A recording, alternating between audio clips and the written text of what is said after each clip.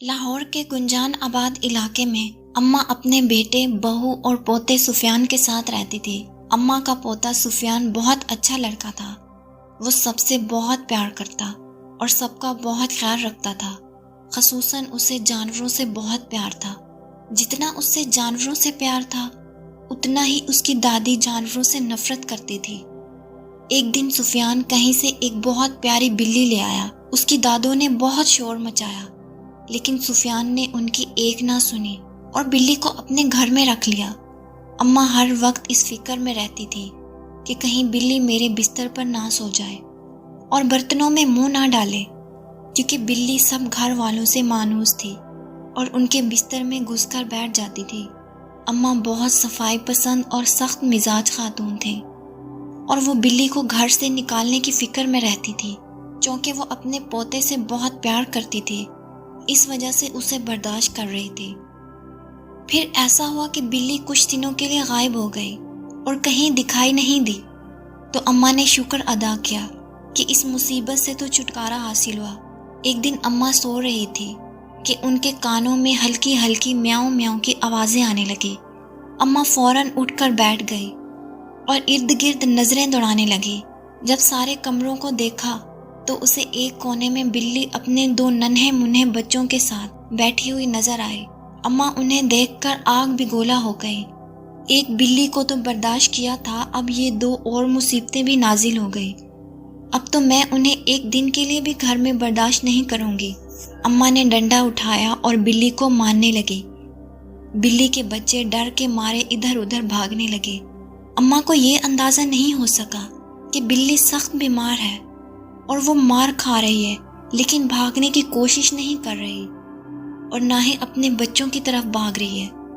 اماں نے بلی کو اتنا مارا کہ وہ زمین پر لیٹ کر تڑپنے لگی اور اماں کی طرف اداس نظروں سے گھورنے لگی۔ اس کی آواز بھی نہیں نکل رہی تھی۔ اماں نے دونوں بچوں کو ایک شاپنگ بیگ میں ڈالا اور اپنے گھر سے تھوڑے فاصلے پر بنے ہوئے ایک خالی گھر میں چھوڑ آئی، جو ابھی زیر تعمیر تھا اور اس میں کوئی نہیں رہتا تھا۔ بلی کو سخت بخار تھا، اسے اپنے بچوں کا کچھ ہوش نہیں تھا۔ جب 2-3 دن کے بعد اس کی طبیعت کچھ بہتر ہوئی تو اسے اپنے بچوں کی یاد ستائی، تو وہ سارے گھر میں بچوں کو تلاش کرنے لگی۔ باہر گلی میں جا کر بچوں کو ڈھونڈا، لیکن بچے کہیں نہ ملے۔ شام کو تھک ہار کر اماں کے گھر میں داخل ہوئی۔ سامنے بیٹھی اماں نے اس سے گندی نظروں سے گھورا، لیکن اپنے پوتے کے خیال سے خاموش رہی، کیونکہ بلی کے بچوں کو نکالنے پر پہلے ہی ان کا پوتا ان سے کافی ناراض تھا۔ بلی اماں کو سوالیہ نظروں سے دیکھتی کہ میرے بچے کہاں ہیں، لیکن اماں بھی نہ جانے کس مٹی کی بنی ہوئی تھی کہ انہیں بلی پر ذرا سا بھی ترس نہ آیا۔ بلی کو بچوں کی بہت یاد ستائی تو وہ زور زور سے میاؤں میاؤں کرنے لگی۔ اماں نے ایک بار پھر ڈنڈا اٹھایا اور بلی کو مارنا شروع کر دیا۔ سفیان نے جب یہ دیکھا تو اس سے برداشت نہیں ہوا۔ اس نے دادی کے ہاتھ سے ڈنڈا چھین لیا اور کہنے لگا، دادو کچھ تو خدا کا خوف کریں، ایک تو اس کے بچوں کو اس سے جدا کر دیا، دوسرا اسے بھی یہاں نہیں رہنے دیتی۔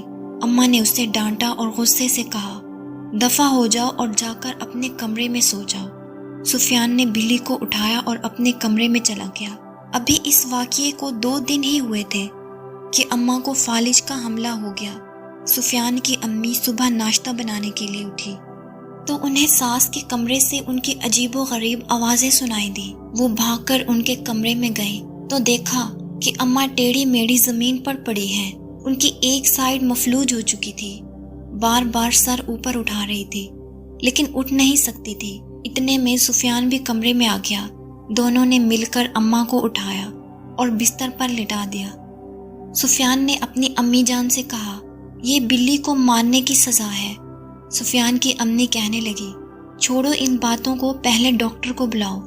جب اماں نے پوتے کے منہ سے یہ الفاظ سنے تو ان کی آنکھوں میں آنسو آ گئے اور انہیں شدت سے اپنی غلطی کا احساس ہوا۔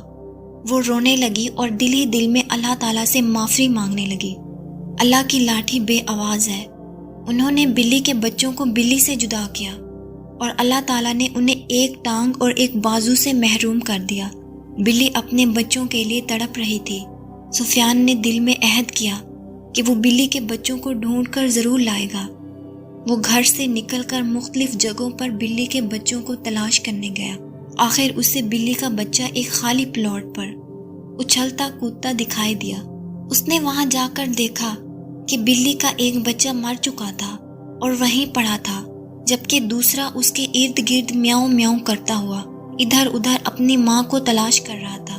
سفیان بلی کے بچے کو گھر لے آیا۔ جیسے ہی بلی نے اپنے بچے کو دیکھا تو زور زور سے میاؤں میاؤں کرنے لگی اور اپنے بچے کو چومنے لگی اور اپنی محبت کا اظہار کرنے لگی۔ اماں نے دل سے توبہ کر لی تھی کہ اللہ میاں مجھے معاف کر دے، تو میں کبھی کسی کے بچوں کو اس کی ماں سے جدا نہیں کروں گی۔ جس طرح انسان اپنے بچوں کی خاطر ہر ظلم برداشت کرتا ہے اور ہر مشکل سے گزر جاتا ہے، اسی طرح حیوان بھی اپنے بچوں کے لیے ایسے ہی جذبات رکھتے ہیں۔ چاہے کوئی انسان ہو یا حیوان، بچے سب کو پیارے ہوتے ہیں۔